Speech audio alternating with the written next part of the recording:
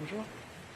On aurait besoin. Au total, je crois qu'à la fin du mois d'octobre, ce sera plus de 100 millions de masques qui auront été distribués gratuitement par l'État pour des personnes vulnérables et des Français modestes. Encore une fois, je ne suis pas sûr qu'on trouve beaucoup de pays dans le monde qui se sont engagés à ce point. Et donc le Premier ministre a répondu à cette question. Il a indiqué qu'il n'y aurait pas de gratuité globale pour tous les Français.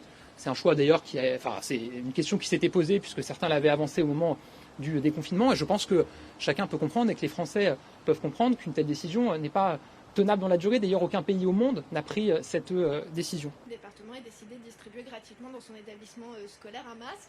Est-ce que vous assumez Rien n'est exclu par principe. Il y a un travail qui est engagé. Vous constatez aussi que la circulation du virus est importante dans la capitale et dans un certain nombre de départements de la petite couronne d'ailleurs. Sur la région Île-de-France, il y a aussi une préoccupation. Et évidemment, les préfets et les élus sont en lien constant pour préparer d'éventuelles nouvelles mesures.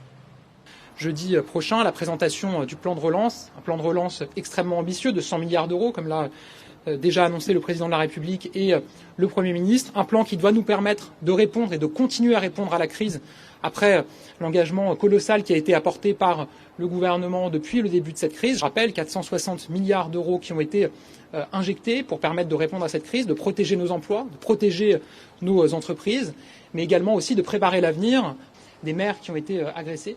Moi, je veux redire que nous condamnons très fortement ce qui s'est passé, notamment ce qui s'est passé récemment, puisqu'encore hier, une situation s'est présentée.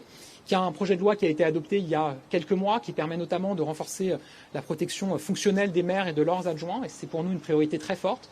Une réunion se tiendra autour du Premier ministre avec les ministres concernés mardi prochain, avec les associations d'élus, pour faire le point sur ces mesures, regarder ce qui peut être fait plus encore.